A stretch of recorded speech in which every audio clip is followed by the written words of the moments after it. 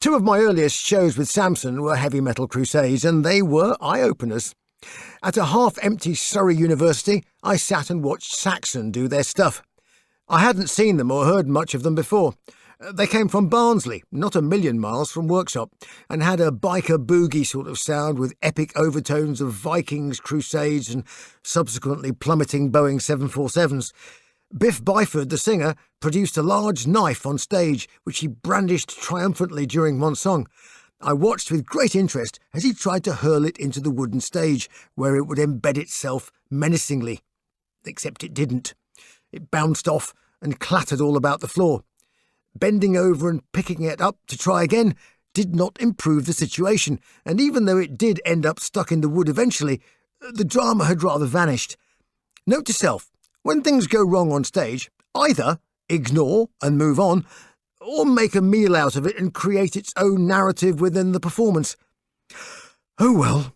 Samson nearly always headlined at heavy metal crusades, mainly because our management paid for the shows, and thus the world discovered Barry's alter ego, Thunderstick.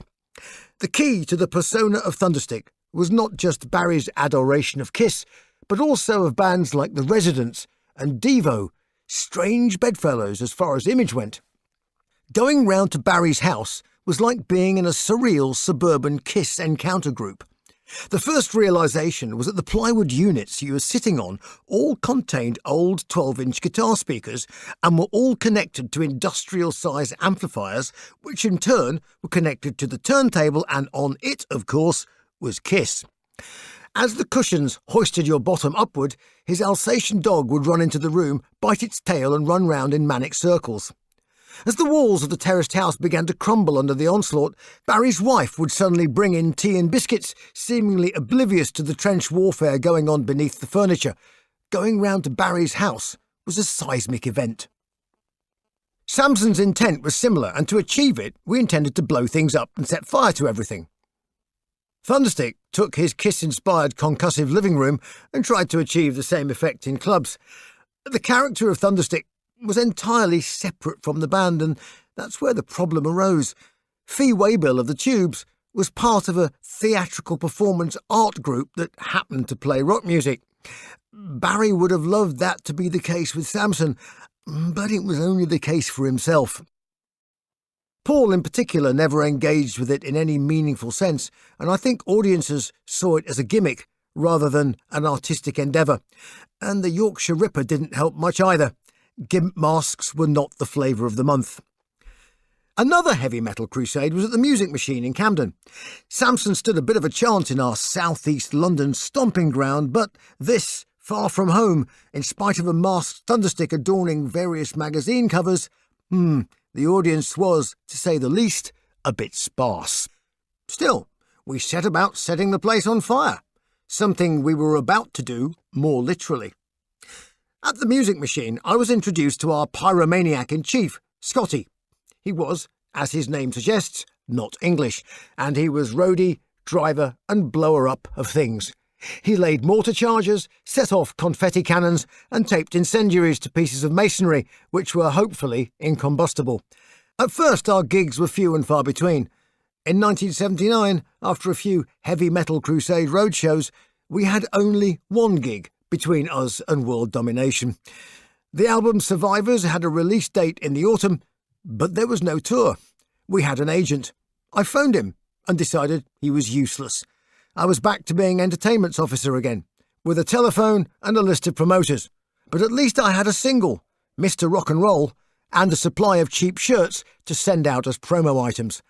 I cold called and bullshitted for England once more. Oh, yeah, and a huge light show. Oh, and pyro. Oh, and front cover of, and blah, blah, blah, blah, blah. It took 3 weeks of hard work, but I booked us a 20-date UK headline tour. I phoned our agent and told him he was a lazy shit. He sacked himself. Life goes in circles. The next domino to fall was a pitifully short 20-minute opening slot for Ian Gillan, featuring Jimi Hendrix's psychedelic clone, Randy California, as special guest. Gillan had returned to his metal roots after a few years of jazz rock, and the effect was transformational. Ian's bass player, the sumo-sized John McCoy, had also played on and produced the Survivors album. This was the first time I'd ever set foot on a big stage with a real crowd who actually wanted us to be there. Plus, I was able to watch my childhood hero doing his stuff every night. It was not quite what I expected, which is to say, I had no idea what to expect. Ian was having vocal problems. That was obvious to me and quite a few others. Something had happened to his upper register, and the scream with a vibrato the depth of the Grand Canyon had been laid low. The purity had been replaced by a gruff rasp, and some nights I could hardly bear to watch. What I found incredible, though, was his undimmed self-belief, best summed up by, "Look 'em in the eyes and mean it." At the end of the show, he walked on with his guitar for a cover of Lucille. He was strumming away, looking very uncomfortable, it must be said. Lead vocalists seldom look comfortable wearing a plank, especially so when it's hoisted up to nipple level.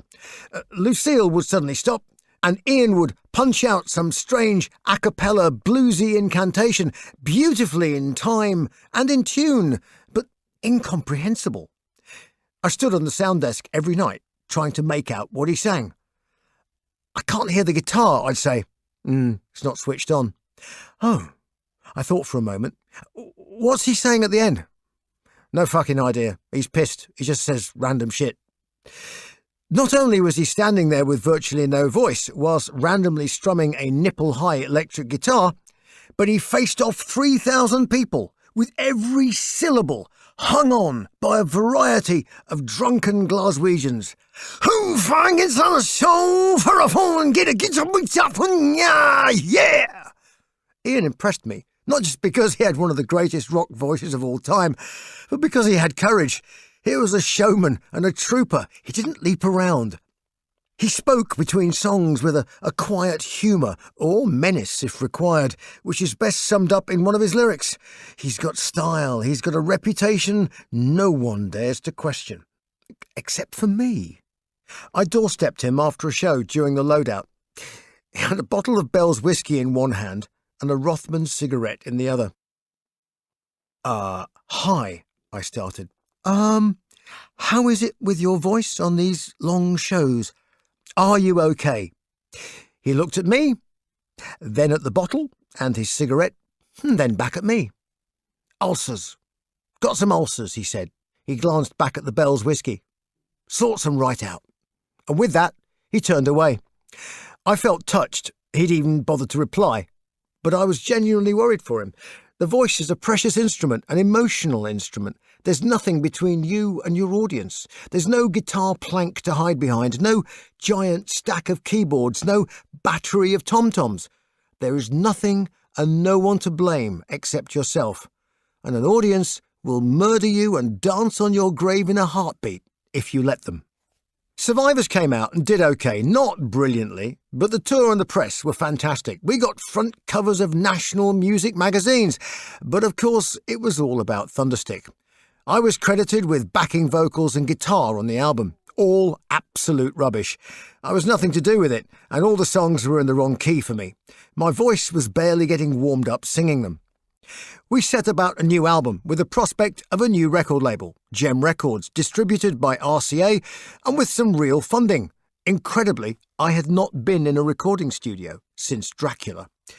We parked ourselves back in the Greenwich studios to write, but this time we could stare out at the river through the panoramic window without a minicab driver to disturb our endeavours. The time spent in the library at King Edward VII School, ripping pages of Norse legends out of books, came in handy after all, and Hammerhead came into being. If I Had a Hammer was already taken as a title, and Afro-Caribbean it certainly wasn't. There was such a profusion, though, of different influences on the album, it's amazing we wrote anything coherent, but actually it works as a sort of period piece. In no particular order, we were throwing Rainbow, Journey, Devo, Kiss, Deep Purple, and Peter Green-era Fleetwood Mac plus ZZ Top into a blender. Add thereto a tiger's cauldron for the ingredients of our cauldron. Whatever Shakespeare was smoking, we smoked an awful lot more of it during that album. I screamed and shrieked, harmonised and crooned. Thunderstick broke milk bottles and we recorded it.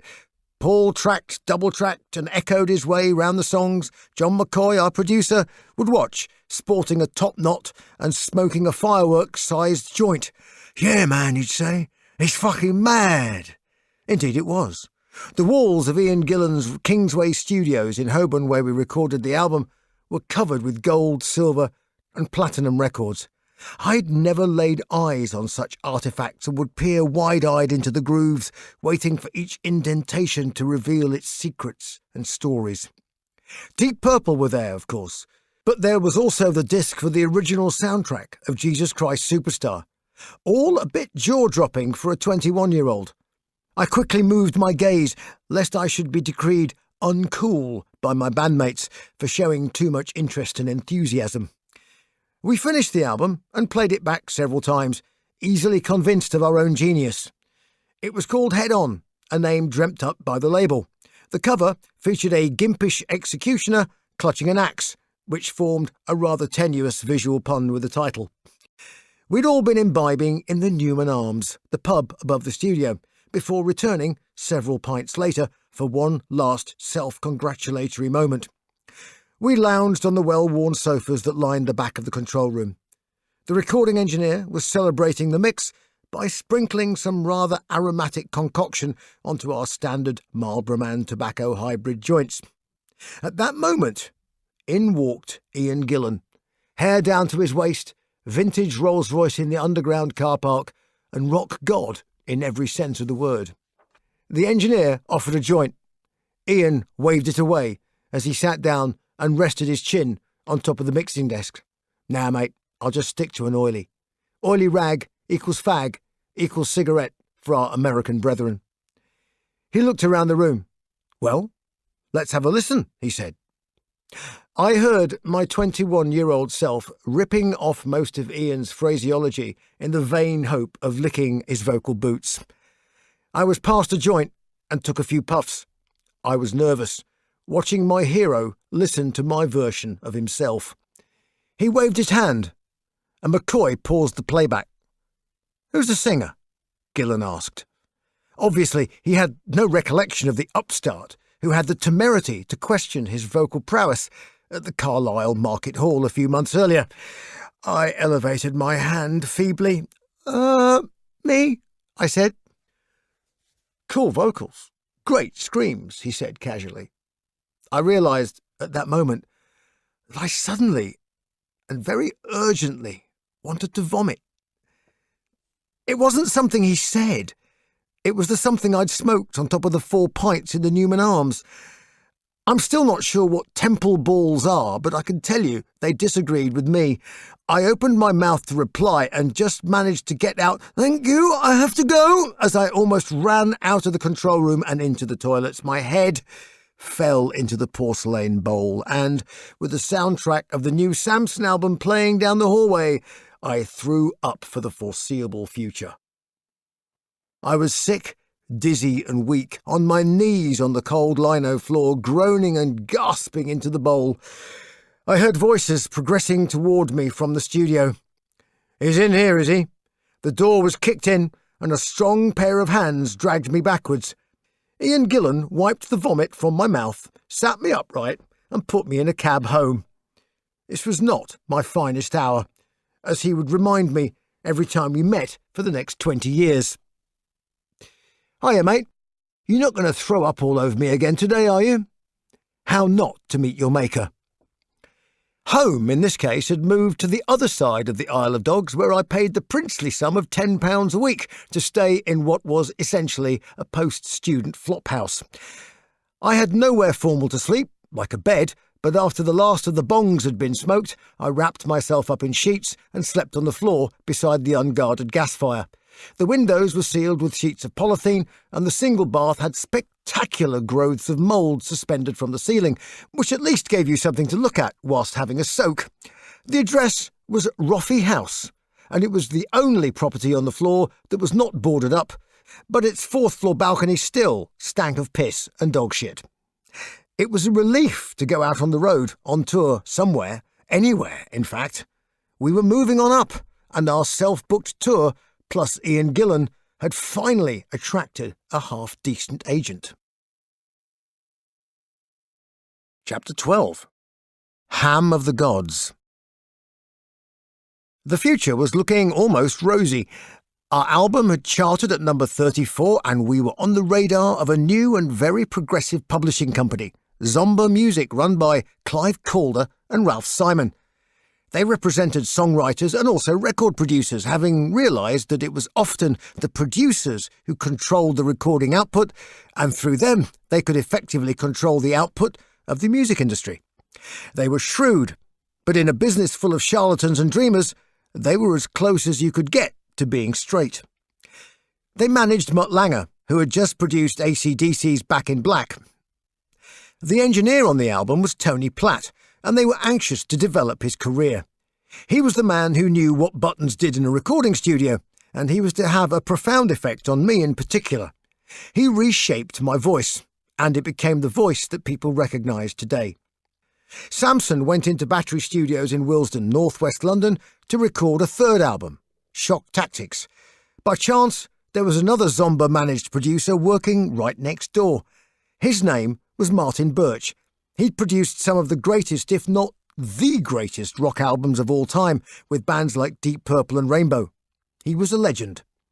He was making an album for a band called Iron Maiden, called Killers. I'd first seen Iron Maiden at the Music Machine in Camden. Samson were headlining, but the Maiden tribe turned up and packed the place out. Uncompromising, intense, and with a savage execution, they were the cutting edge of the new metal movement. When I'd listened to Deep Purple in Rock and Speed King from behind a closed door at 15, I'd felt an upsurge of adrenaline, of chills running up my spine and up to my fingers. When Maiden launched into Prowler, I got the same goosebumps. This was a modern-day Purple, but with a theatrical side. I regret to say that, from the moment they took the stage in Camden, I knew I would be their singer. This was going to be a theatre of the mind, and I could do it with them. Darth Vader didn't stand there hissing and clanking saying, "It is your destiny." He didn't have to.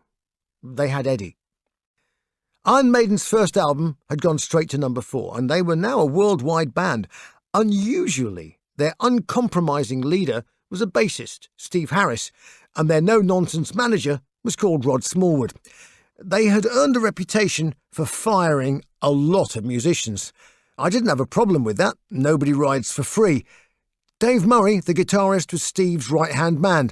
Left-hand man was Dave's childhood friend, Adrian Smith, who had joined the band just before Killers. The pairing made for one of the UK's most formidable guitar attacks. Clive Burr was the drummer. Clive had also played a year before in Samson and found our juxtaposition highly amusing. He was a very open, warm and friendly individual who was chatty about drums, women and designer sunglasses. Maiden all wore a boy band-style uniform based on a hybrid, typical metal fan. In the case of Steve Harris, it didn't matter because he always wore tight jeans, white trainers and a leather jacket. I think Mr. Smallwood wanted to make sure there were no backsliders who might head down the slippery slope to Hawaiian shirts or, in my case, red floppy hats. Samson termed it their cunt kit, as in, "Morning, Clive, I see you have your cunt kit on." The truth was that behind the slightly bitter terminology was a streak of jealousy. Maiden were better players, manifestly better managed and properly funded by a record company, EMI, which actually gave a toss. There was a seriousness about them. In sharp contrast, Samson lolled around making smart-ass comments until the dope ran out. The cracks were already starting to appear, and I could see the end of days for us as a unit. Still, for now, we had written what I thought was our best material. Tony Platt came from the Mutt Lange school of production, and he had some strong views on how things should get done. The major problem was that Thunderstick couldn't really play the drums very well. Barry envisioned his style as being somewhere between Kiss and the Police, which entailed hitting everything in sight and kicking various clanging and tingling items of percussion whilst constantly ignoring the simple requirement to keep time. 24-track, 2-inch tape recording meant that the drums had to be put down with some semblance of accuracy. Our backing tape looked like Frankenstein's facelift, full of splices, cuts and edits, hundreds of them, all designed to keep Barry in time. Paul's guitar sound got less echo and more presence, which he hated. In general, we examined what we did in quite some detail, which required a degree of sobriety. I found that quite a relief. I was bored with pissing about. It was time we made a proper-sounding record. So finally, it was my turn. Tony had dug up a Russ Ballard song, Riding with the Angels, and decreed it should be the first single. It seemed fairly straightforward. I did 2 or 3 takes. No, pitch the whole thing up a couple of intervals, Tony said. So it began. My voice was stretched, and my head hurt. The falsetto screech became almost an irrelevance as my natural voice extended into the back of my eyes. There was so much power from my engine room going into those top notes that the falsetto simply had nowhere to go. It sounded weak, and I was shell-shocked. For me, listening back to Shock Tactics was a shock. More shocking still was that everyone else loved the new voice. This was actually me. I hated it. We started to rehearse for some shows. I was hoarse after half an hour. We played the Marquee Club. I couldn't speak for 2 days afterwards. I was in despair. I had sung on an album that was getting great reactions, but I felt like a fraud. My voice couldn't do it. I moped around for a couple of days, crying into my beer before my subconscious drew my attention to some sage guidance I'd received from my dentist ex-girlfriend. As an ex-pupil of the very prestigious Cheltenham Ladies' College, she'd had quite extensive singing lessons, and she kept a notebook. "I think you've got a jolly nice voice, but it needs a bit more control," she said, lecturing me in her plummy tones. Well, this made me grumpy, but interested. For example, "Well, can you do this with your tongue?" Well, I peered down her throat. Anyone watching might have thought I was trying to retrieve a goldfish, but I was in fact examining her ability to flatten her tongue like a squashed toad. I borrowed her exercise book and took to the library in search of the voice and how it works. Remember the little singing notebook and the hours researching breathing and resonance in the library? My subconscious said. Remember stupid exercises with candles, holding chairs in front of you, squashing your lower back against walls, and a multitude of other bizarre things to do to strengthen your diaphragm and develop resonance in your chest voice and head voice, it said. I started to pay attention to it. Technique is just empty unless you apply it. You have technique to apply to your new voice. Stop feeling sorry for yourself and be smart. Learn how to be you. Teach yourself. I started to enjoy my newfound pipes. I began to see that a whole new landscape had been opened up. If I was a painter, it would have been like being given a massive canvas and a whole palette of new colours. Theatre of the mind was becoming very exciting, but I wasn't sure if it would be with Samson. A&M Records were now interested in us. Rather more specifically, they were interested in me, which was made abundantly clear at a photo session in which I was certainly in the foreground, the band consigned to the middle distance. Reading Festival that year was much more straightforward, but with a different drummer. Barry had left, Paul had wanted him gone. I liked Barry, but had to concede that in the actual business of drumming, there were certain shortcomings. Mel Gaynor stepped in. He was in about 4 bands at the same time and had a very active social life. He was an unbelievable drummer. Our swan song at Reading was rather good. I rolled out my new voice, everyone cheered, and no one seemed to miss the gimp mask. The festival was awash with gossip and rumour that night. There was no mud. It was fine and dry, and alcohol and chemicals were doing a fine job of creating mental instability and inability. In the middle of a clearing, surrounded by hospitality chalets and beer tents, was a single large pole with bright white lights on top. I was in a corner of a beer tent when Rod Smallwood approached me, saying, "Let's go somewhere quiet where we can talk." We walked out and stood, illuminated, for all the world to see, under the pole in the middle of the backstage area. I felt sure he was working up to something. "Do you want to come back to my room for a chat?" he said. I felt sure he didn't have any etchings for me to see. Reading Holiday Inn became a low-ceilinged rabbit warren of debauchery for a week around the festival, if, of course, you could get a burrow. Back in the room, away from prying eyes, Rod laid out his cards. "I'm offering you the chance to audition for Iron Maiden," he said. "You interested?" Well, there'd been enough beating around bushes and tap-dancing around issues, I decided, so I told him what I thought. "First of all, you know I'll get the job, or you wouldn't ask. Second, what's going to happen to Paul, the current singer, and does he know he's going? Thirdly, when I do get the job, and I will, are you prepared for a totally different style and opinions and someone who is not going to roll over? I may be a pain in the arse, but it's for all the right reasons. If you don't want that, tell me now and I'll walk away." The speech was a combination of pissing in beans, injustice, sleeping on floors, bravado, and genuine invention. If Iron Maiden wanted to play with the hammer of the gods, then bring it on. If not, take a hike and get someone more boring instead. As the saying goes, we should all be careful of what we wish for, because we just might get it. Chapter 13. Neighbour of the Beast. I was asked to learn 4 songs for the Iron Maiden audition. The band had 2 albums by now, so I learnt all the songs. I didn't exactly have a great deal else to do. The existing singer was going to be fired after some Scandinavian shows the band was already contracted to play, which was made clear to me. The niceties of filling a dead man's shoes did not sit comfortably with me, but it wasn't my soap opera, at least not yet. I turned up to the rehearsal studios in Hackney, and if I'd been looking at the group as a military unit, I would have assessed their morale as being rock bottom. The atmosphere was weary. They needed cheering up. I had no idea what had been going on or the disagreements that were ongoing, and frankly, I didn't care. My job was to sing, and above and beyond mere singing, to create my cinematic, musical mind vision. All the songs were in very comfortable keys. My voice was barely ticking over, so I let fly with a few improvised embellishments. We started to play for fun, odd riffs, verses from our favourite influences, bands of our adolescence.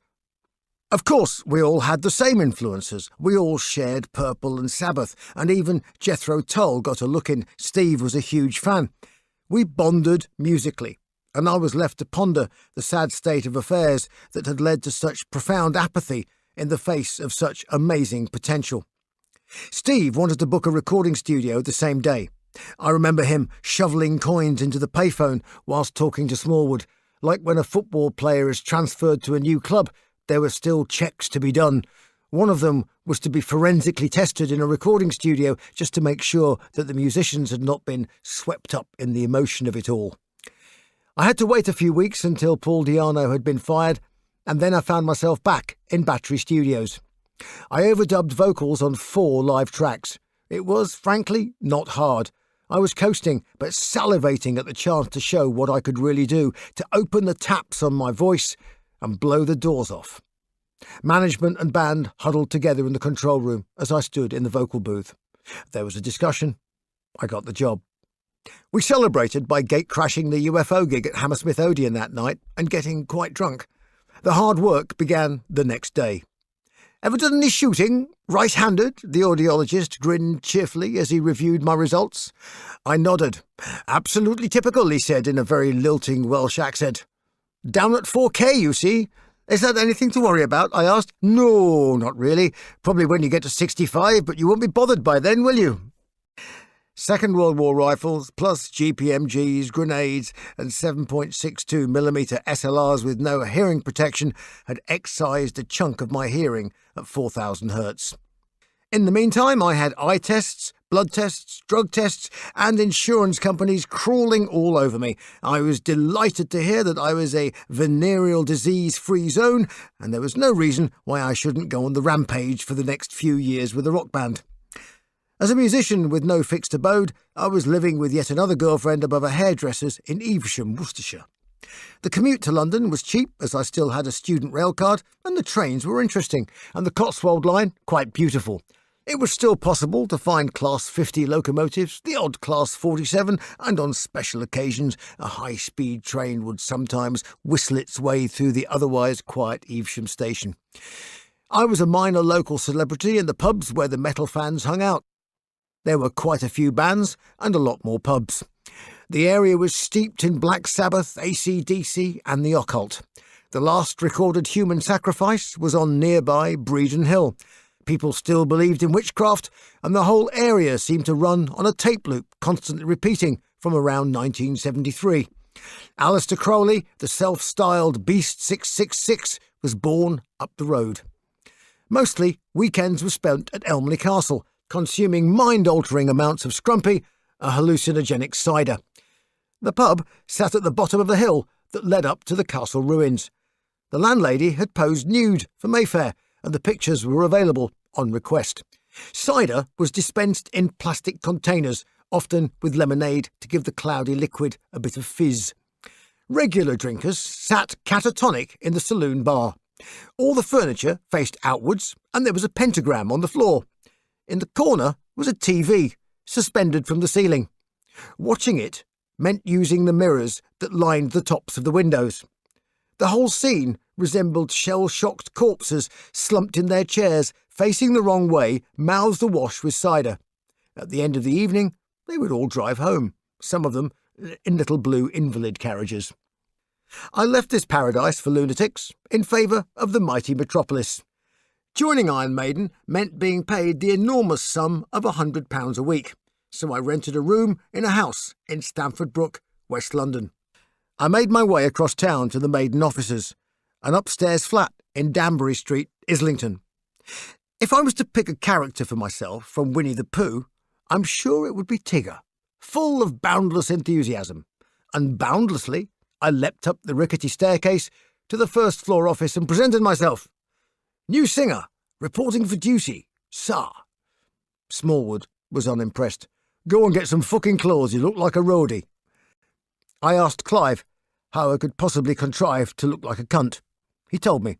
Motorcycle bomber jacket, stripy t-shirt, white high-top trainers. The only issue was the stretched jeans. Fine in principle, but designed for people with legs 6 inches longer than mine. Sheer laziness dictated turning them up at the bottom. I paid in cash and gave Rod his change with the receipt. Music was so much easier. Off the Caledonian Road was a rehearsal studio called Easy Hire, and we parked ourselves there every day to write. It was a fruitful time. The choruses that formed our first album together were honed there, although some were written in the Hackney studio, where I had my initial audition. Before going in to record the album, some shows were booked, culminating in a headliner slot at the Rainbow Theatre. The irony was not lost on me. I passed it in shots wistfully. I filmed a ludicrous video in it with Samson, and now I was headlining it with Iron Maiden. We did some warm-up shows in Italy beforehand. I'd never performed outside of the UK up till then, and apart from a school trip, had hardly been abroad. We drove there on a tour bus. I'd never been on one of those either. There was a toilet that was almost useful, although it was forbidden to shit, which made it just a figment of a fevered imagination in the event of intestinal catastrophe. The first shows were nervous affairs for me as a new boy. We were trying out some new material and gauging opinion.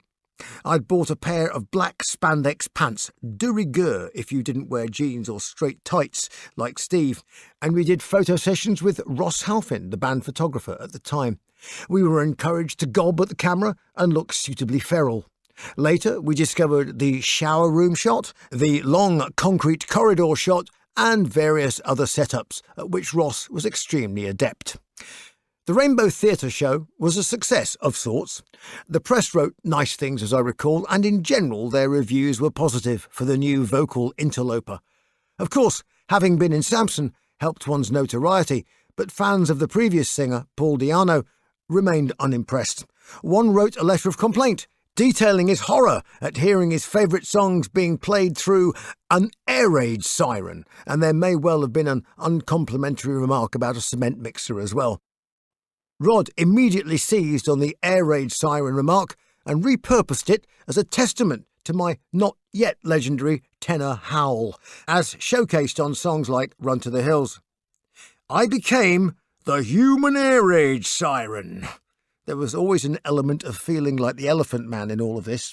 Rod was not so much the ringmaster of the circus as he was the impresario, the organiser and manipulator of the artists and acts, all controlled from the anonymous caravan behind the big top, where the money was counted as well, of course. Having a management-appointed nickname was a standard practice. Even the road crew names were interspersed with unwanted epithets. Our producer, Martin Birch, would turn up to rehearsals in his Range Rover with straw attached to his boots. Thus, his credit on the number of the beast reads, Martin Farmer Birch. It was all harmless, really, and it took a few years before it became tiresome. After the Rainbow Show, we really set about the new album. As well as being the first album with a new singer and a totally different vocal approach, it was also the vexatious and critical third album for the band. Traditionally, it's the third album that determines whether it's the end of the beginning or the beginning of the end for a band or artist. Album culture, the cult of the 40-minute LP with two sides, still persists to this day, even in the days of digital. I think there are several reasons why this is, and the recording format itself has shaped the artistic vision in positive ways. To write tight, concise material that takes a listener on a musical journey is quite a demanding task. Doing 40 to 45 minutes of new music every 14 months is complex and hard work. Commerce demands that albums follow in quick succession, that tours can be enabled and follow-ups can happen, based on the sales of the previous record. All this puts a strain on the creative elements in the group. Write, album, rehearse, record, perform for 8 months, then do it all again, and then do it all again. After 2 cycles of that kind of behaviour, many bands would simply be emptied of ideas and exhausted by touring or dispirited by lack of success. The third album, then, becomes the Watershed. Even successful bands, and Maiden were very successful when I first joined, were fragile. With our third album, we had the whole world to play for. If we dealt the right hand of cards, we would be the leader of the pack. Any sense of pressure was swiftly negated by sheer enthusiasm. The act of creating and rehearsing have always been sacrosanct for Maiden. No managers, strangers, outsiders, fan clubs, or minicab drivers. The cocoon of the rehearsal space was our musical playpen, and we were discovering new toys and new playmates. Everything was duly recorded, and still is, on a cheap boombox cassette recorder. This becomes a reference as we try to remember what on earth we did in rehearsal when we come to put it back in order in the recording studio. Martin Birch turned up right at the end, for one day. He had to listen to the songs. He made no comment. He just looked thoughtful and paid attention to them. Much later, down the track, Martin and I had a few beers, and he opened up on his philosophy of production. There are 2 types of producer, he said. One type thinks that it's his record, and he's going to make a hit record that will sell shitloads, and everyone will say, he is a great producer. He sipped his beer and looked around the bar with disdain. And then there are producers who are just a mirror. We reflect the artist in the best way to let their message and their sound come through. And what if the band is shit? I asked. I don't do shit bands. I thought back through his catalogue. Deep Purple's In Rock, Made in Japan, Black Sabbath, Heaven and Hell, Blue Oyster Cult, and quite a few other little surprises. Leo Sayer, Jimi Hendrix, Wayne County and the Electric Chairs. You could learn a lot from Mr. Birch. We moved from the Caledonian Road straight back to Battery Studios in Willesden. We had only 5 weeks to record and mix the album, including a single and a B-side, which had to be finished first, as it had to be released almost immediately. Even today, with digital desks, this would be quite a tall order, but with 2-inch tape and an analogue desk, no memory or mixers or automatic fades, this was old-school craftsmanship. A mixing desk is just like a telephone exchange. Instruments come in at one end and are routed to magnetic tape, where they're recorded. In between entering and ending up on tape, the signal is modified for tone, level, and amplitude to make sure the molecules of iron oxide on the magnetic tape are kept in a faithful, happy state and not splattered all over the place. To mix, however, the entire process is not simply reversed, it is completely rebuilt. The taped instruments now re-enter the desk, but this time they're combined to produce the nice stereo vinyl record we so desire. The only way of recording the settings of the hundreds of knobs on the desk was with small Chinograph pencils and sheets of A4 paper with pictures of the controls and biro marks so that the desk could be reset. To flip-flop the whole process twice in 5 weeks was huge, but that's what we had to do. We were using an old mixing desk made by a company called Kadak. It was on its last legs, and this was its last job. The rest of the studio looked like a building site as well. The vocals were done in a demolished kitchen with wet plaster still drying on the walls. There was plenty of beer on hand and a fair amount of cocaine for those of that disposition. Steve and I were non-participants, whilst others varied from occasional to quite often. Despite small amounts of coke, the main consumption was of Party 4s, a half-gallon oil can-sized beer container. We built a wall of empties to rival the Great Pyramid by the end of the album. Outside, the winter weather was slush, cold and foul. Someone was murdered at the bus stop and the chalk outline remained for several days. Martin's Range Rover was hit by a minibus full of nuns, and the repair bill was £666, 66 pence. We laughed, but Mr. Smallwood seized the day, and all manner of stories about curses, hauntings, and evil spirits were dreamed up. One of the more creative ones had to do with Steve's bass gear being possessed by the evil one during the tracking of the number of the beast. It is true that there was an evil moaning and groaning sound on the tape that we could not account for. It was only when we checked the talkback mic that we discovered the culprit. It was Steve Evil One Harris himself. Steve insisted on standing by his bass gear when recording. He wore headphones and was unaware of his vigorous rhythmic chanting. Still, it made for a good story. We had 2 spoken word pieces on the album, one from the Bible and the other from the Kafkaesque TV series The Prisoner. The latter was my idea, so Rod had to call Los Angeles to speak with Patrick McGowan, The Prisoner's creator and star, and owner of the rights. I was there when he made the phone call. I've never seen him so nervous. The short conversation was priceless. Hello, this is Rod Smallwood from Iron Maiden. What? Who are you? We're a band. A band? What sort of a band? Well, we're a heavy metal. Metal, you say? Yes, we are. What do you want? Well, we have a bit about I'm not a number, I'm a free man, and we wanted to use it on a track. What did you say you were called? Iron Maiden. Do it. The phone went dead. Fucking hell, said Mr. Smallwood. Much the same response sprang from his lips when he spoke to the agent for Vincent Price. Although it's a cliché, I'm afraid Mr. Price doesn't get out of bed for less than $10,000. Certainly put a marker down in the sand. Fortunately, I used to listen to the Ghost Story at midnight on London's Capital Radio, being quite a fan of radio that displayed any semblance of imagination. When Vincent priced himself out of the market, I suggested using the guy who read the Ghost Story. And to this day, many people believe it is Vincent Price reading the classic biblical lines at the beginning of The Number of the Beast. The Capital Radio voiceover performer came into the studio and in half an hour had given us 5 absolutely corking performances. He was a lovely man, an actor in his 60s and a total professional with a subtle delivery. He was utterly unfazed at being in the midst of one of the world's most disruptive rock bands.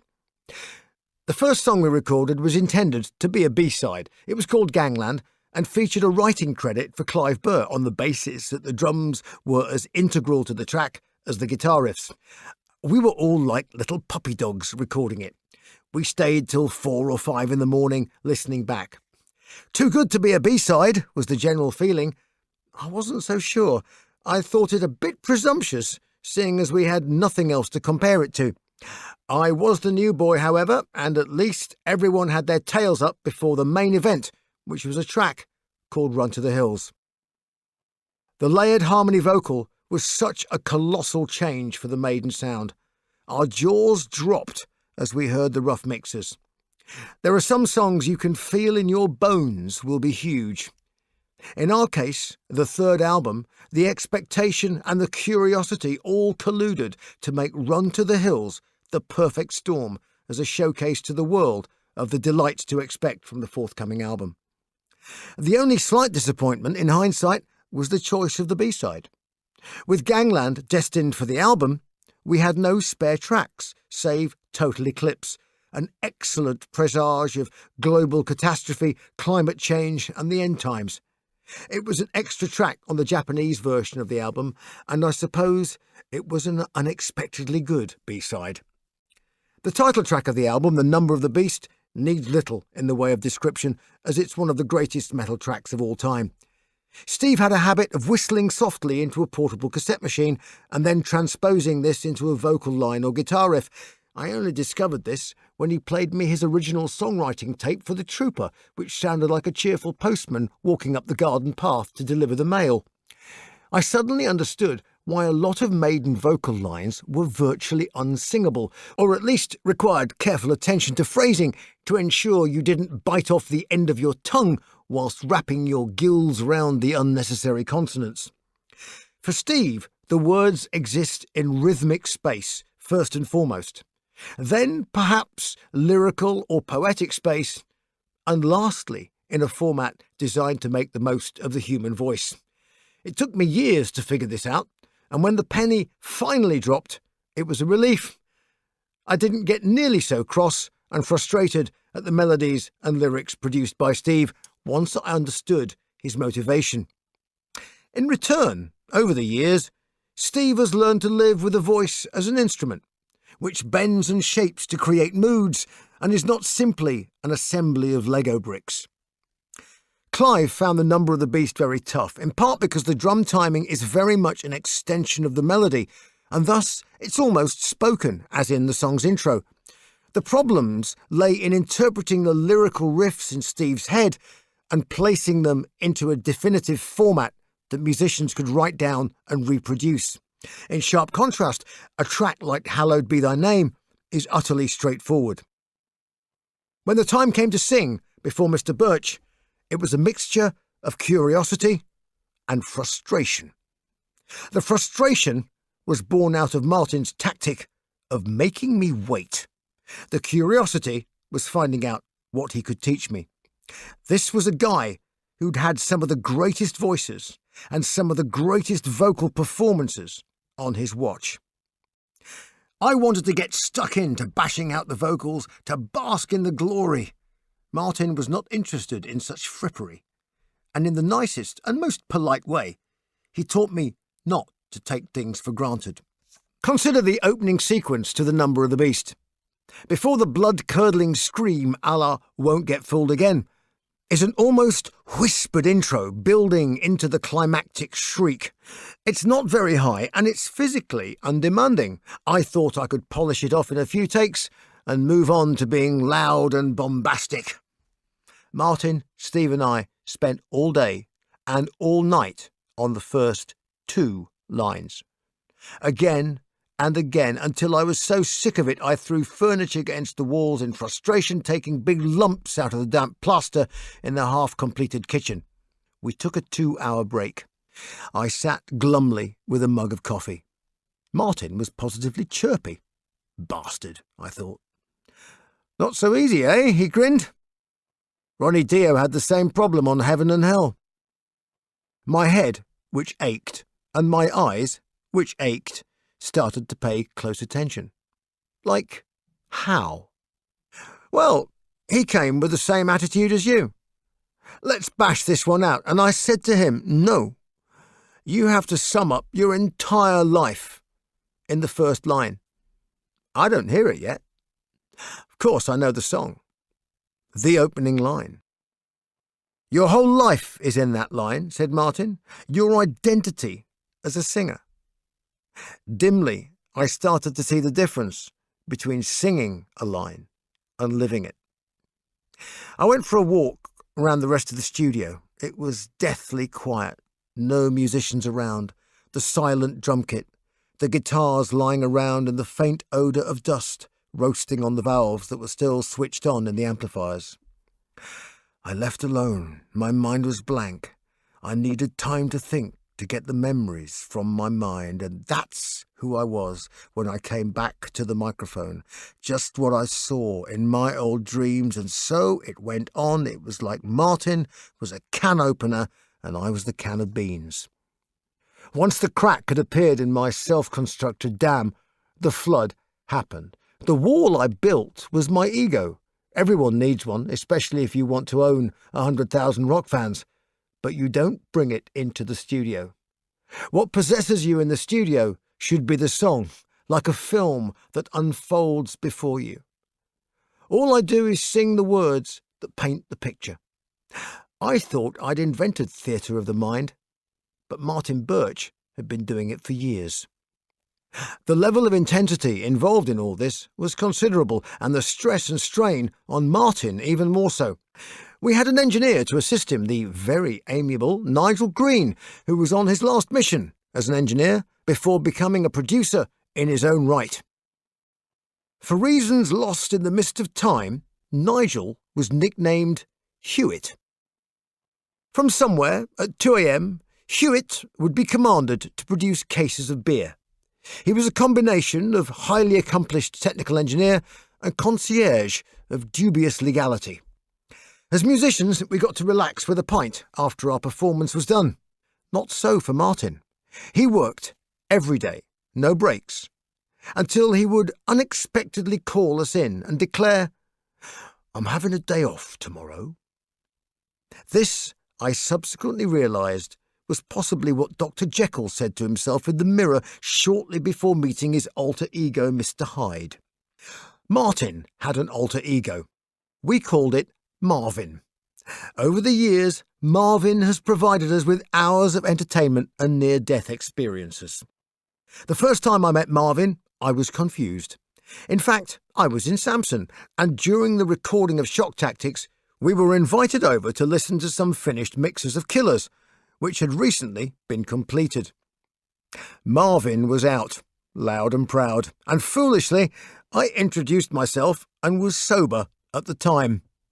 Marvin was not. "Sit down, boy," he said. He flamboyantly hurled the producer's chair on its rollers so it bounced off the rear wall. He put his hands on my shoulders and shoved me into it. I started to feel just a tinge of apprehension. "Now, boy, listen to this." He slammed the chair up against the mixing desk, wedging me in place, and played Killers till my ears bled. "What do you think of that?" he challenged, just audible over the cochlear cataclysm that was my inner ear in shock. "It's, very good," I said. "Ha-ha! Yeah, very good." And he just walked out muttering to himself and left me alone in the studio with the tapes for the new Iron Maiden album. At the end of recording Number of the Beast, Martin played back the album, mixed and super loud.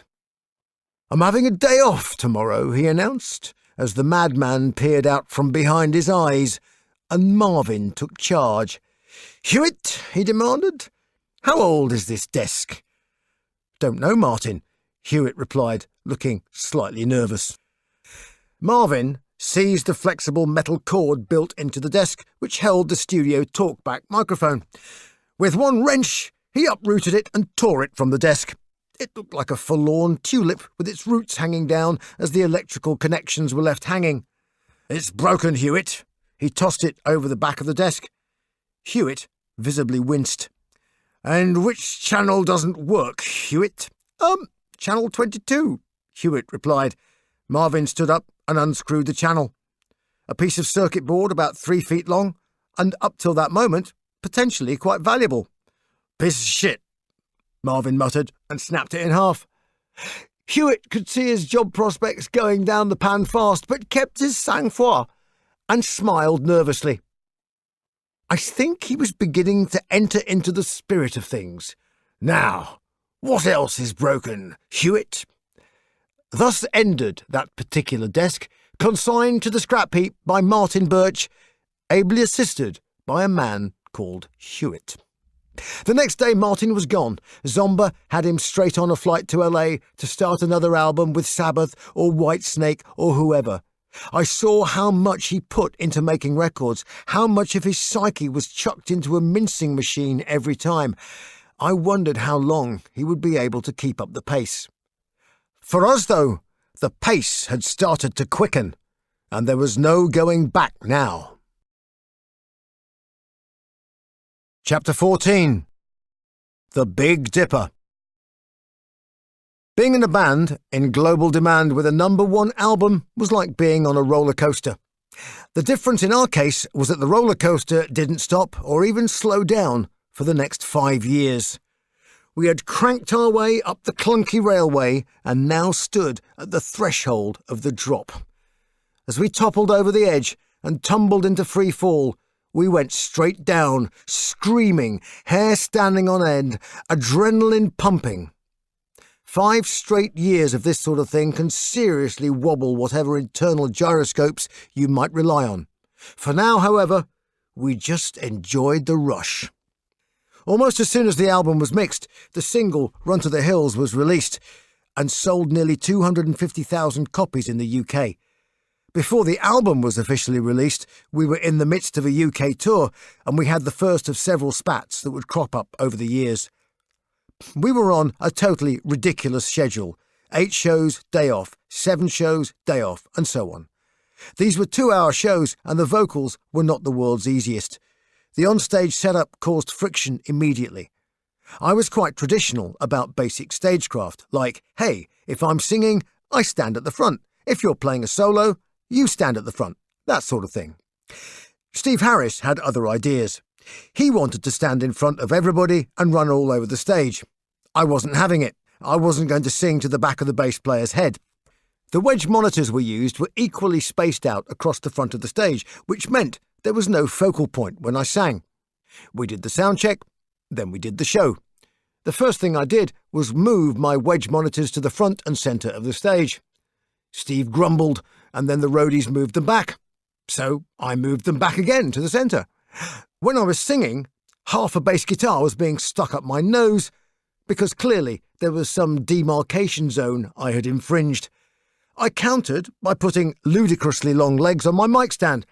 The base of it now resembled a TV aerial, and in my peripheral vision I could see Steve careering towards me, so I positioned it as a sort of anti-bass player tank trap. I have quite a few chips in my teeth, as he would still run into it full tilt. It all came to a head when we played Newcastle City Hall. We'd driven down from Edinburgh at ridiculous o'clock in the morning because Rod thought it a good idea to shoot the Number of the Beast video there all day, immediately before the show. We brought in ballroom dancers to use as extras with 666 pinned to their backs. I think that might have been my idea. Anyway, we had to hold the doors because we were still filming half an hour or so before the audience were due to come in. Of course, we were all exhausted. We went on stage, quite a small stage, and Steve and I spent a bad-tempered show like 2 rotting stags locking antlers. Rod needed to separate us backstage.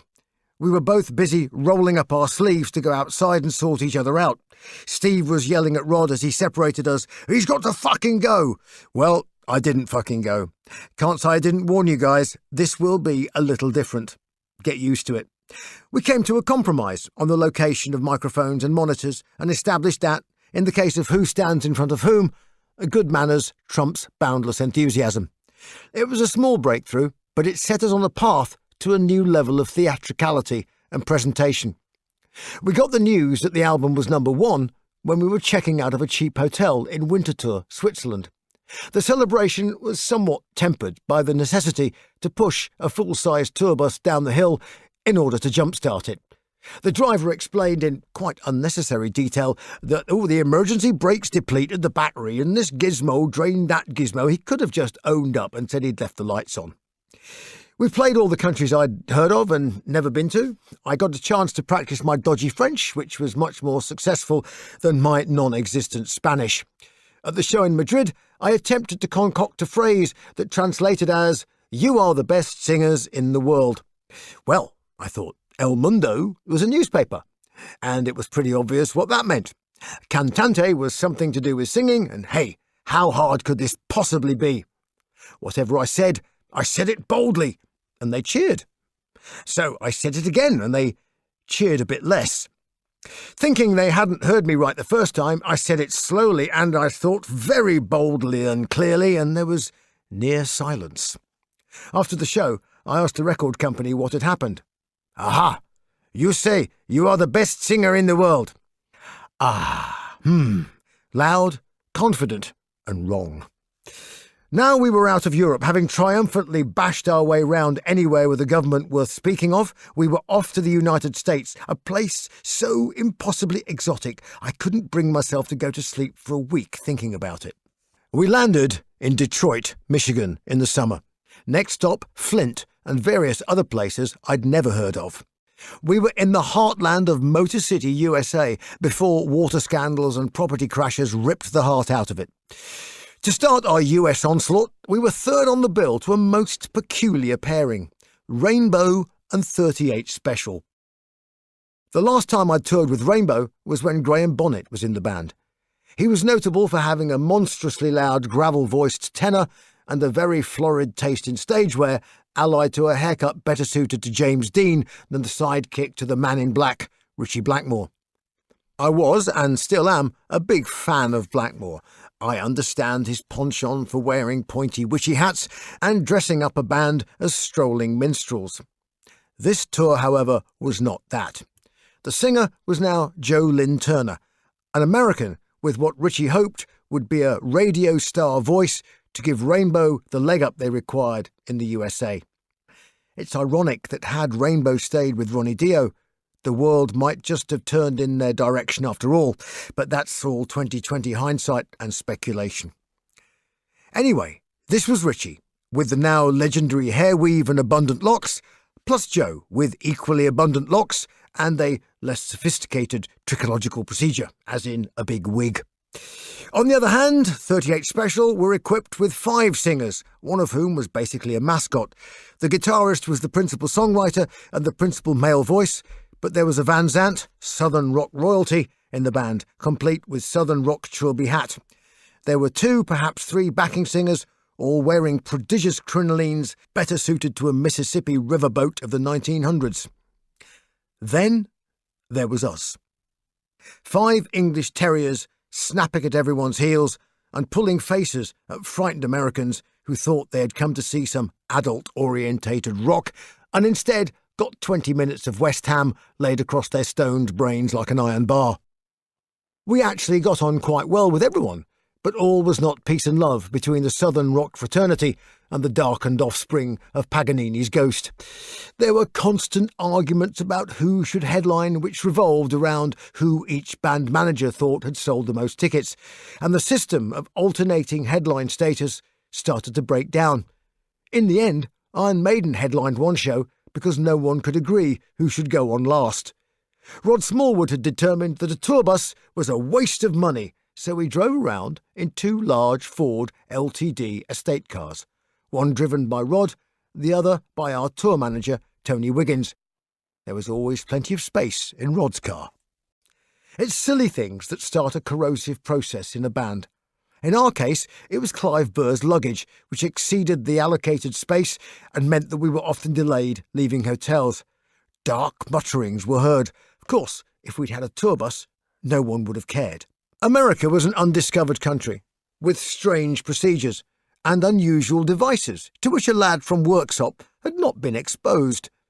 We stayed in the road crew hotels, and on the first night at the Ramada in Flint, Rainbow's sound engineer introduced himself, saying, "The lads are going to a hot tub party if you fancy it." Well, this left a curious image in my mind. What was a hot tub, and in what way would it involve a party? I thought of apple bobbing, but I couldn't understand why the water had to be hot. Perhaps they were toffee apples, I mused. Otherwise, why would people have a party around a warm bath? My curiosity piqued, the cab pulled up outside a sprawling, single-storey suburban house, and I had my first glimpse of American teen spirit. The kitchen was full of girls drinking wine. The lounge was full of boyfriends, who weren't speaking to the girls because they'd lost the ability to speak. Elmley Castle had come to Michigan, but instead of hallucinogenic cider, great mushroom clouds of dope billowed up towards the ceiling as they concentrated on playing Pong, a primitive video game. My Falstaff days were long gone. I drank beer, but that was it. I moved through to the back, which is where I discovered the bubbling jacuzzi, full of roadies and females who were not roadies. Apple bobbing was not the game in town, and the other American invention, the waterbed, was available for relaxation in the bedrooms. I went back into the kitchen and struck up a conversation about the motor car industry and the local economy with a girl who seemed to have a bit more about her than the others. After only a few moments, she tired of the subject, asking, "Shall we go to the hot tub?" I couldn't help but notice her broken arm, firmly set at right angles in a very robust cast. "Aren't you worried your cast will get wet?" I said. "Oh, no, I'll rest it on the side." My first hot tub was an interesting experience. Rainbow's sound engineer served us drinks as we bubbled our flesh, but conversation was somewhat stilted with the other occupants of the tub. It's difficult to have a chat about backdrops with your stage manager when he's about to ejaculate. The bubbles temporarily ceased, and I leaned over to the silver button. I know exactly what this does, I thought. We drove around the USA in our LTD Fords. We stayed in strange motels and ate hamburgers in Louisiana, served by men with faces full of warts. We were pulled over several times for speeding, a la Smokey and the Bandit, and we finally finished the tour in Norman, Oklahoma. We were due to fly to Canada for a short headline tour before returning to America to start a special guest slot with Scorpions. I've always loved Canada, and Canada returned the favour by faithfully following Maiden for years. Canada espoused the band well before the USA and eschewed the vagaries of fashion and radio popularity to supporters, which they continue to do undimmed to this very day. Canadians share a very similar sense of humour and a refreshing lack of hysteria. Perhaps because of their closer Commonwealth ties and French culture, their sense of history is embedded, giving places like Toronto a comforting sense of permanence. Despite this starting to sound like a Sunday school outing, I was due a rather nasty injury, and one of our road crew almost got his head blown off at Massey Hall in Toronto, where we were being recorded for a live broadcast. An M80 firework, equivalent, it's said, to a quarter of a stick of dynamite, was thrown on stage during the band's changeover when our guitar technician was peering at a pedal board as he squatted on the floor. The device landed on top of the board and exploded. Bill was concussed and blinded by the detonation. I grabbed the mic and had a rant about the stupidity of the individual involved. We came close to cancelling the show. Thankfully, he lived to tell the tale, and his sight returned. I am not 100% sure what possesses someone to throw something at a person on stage. Is it an act of homage or attempted murder? The same goes for racist football hooligans who chuck projectiles at players on the pitch. Sometimes the objects are genuinely intriguing. On stage at Donington one year, I discovered a fully formed, inverted sherry trifle, sans bowl, on the front of the stage. Was there a sherry trifle trebuchet cunningly concealed in the beer tent? And if so, why was there only a slight crack in the custard, like a miniature Rift Valley? By contrast, in Portugal one year, I spied blood-filled syringes sticking out of the lino stage flooring by their hypodermic needles. Quite disgusting and really quite hazardous. Live ammunition, ball bearings, coins, wallets, sunglasses, brassiers, panties, T-shirts, flags, hamburgers, beer cans, bottles of piss, and hundreds of shoes have all rained down on our parade. In Argentina, so many shoes ended up on stage that I proposed constructing a shoe cannon to fire back their cheesy odour eaters in what a Napoleonic artilleryman might have termed a whiff of grape shot. The mystery of the shoes perplexed me for years until the mechanism was finally revealed.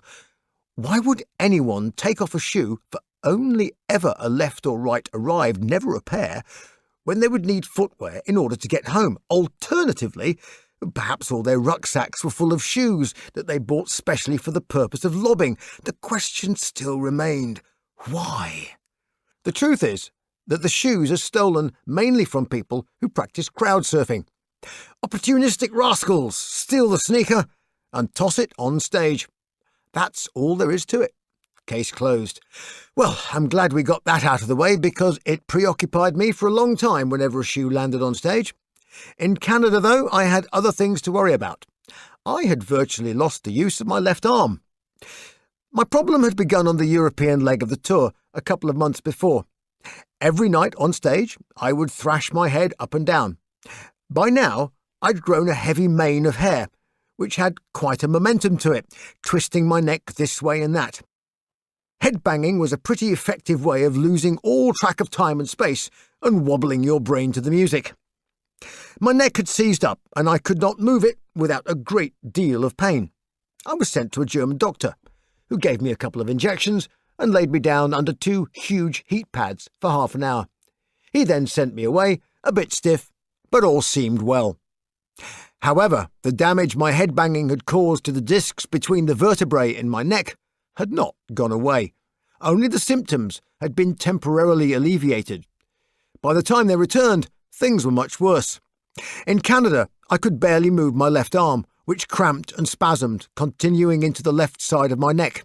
The pain was intense and unrelenting, and I lost all fine motor control in my left thumb and first 2 fingers. I tried ice packs.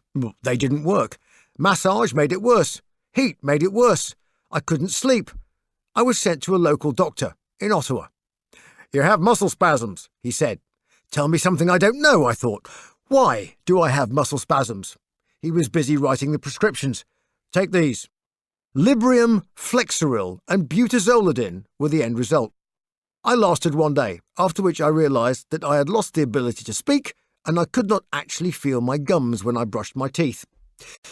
The shows carried on and we got to Montreal. I went to the hospital. They took x-rays and stuck pins into my thumb. "Can you feel that?" I said I could. Neurologically normal," he wrote on the pad. He swiveled his chair to pin up the x-rays.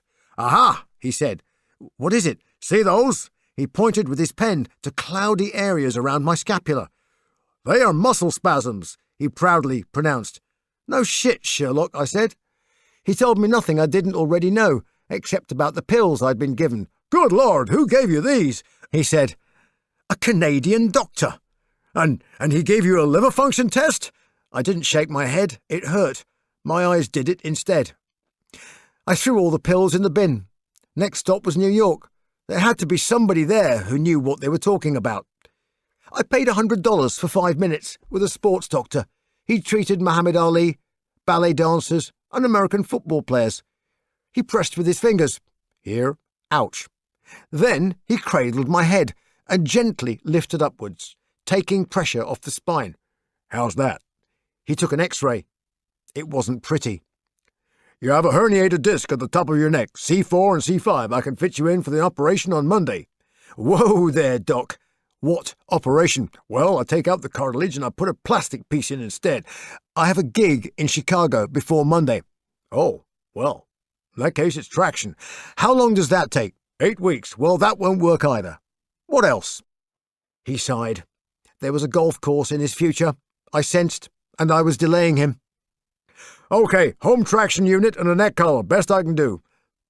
A home traction unit was a badly designed gallows that is fitted over the top of a wardrobe door. A water bottle was hung from one side, and my head was lifted up from the other. It looked pretty stupid. Finally, Tony Wiggins, our tour manager, came to the rescue. His American girlfriend recommended a chiropractor. "A chiropractor? That's a fortune teller who uses dead bodies." "No, that is a necromancer." The chiropractor was actually very good at telling this dead body exactly what was going on. He gave me good advice, the best of which was to stop hurling my head around as if it's trying to achieve escape velocity from my torso. "Wear the neck collar and throw the rest of the apparatus in the bin," he told me. I was advised on ways to modify the way I moved, ate and drank to give my neck the best chance of healing, given the punishing schedule.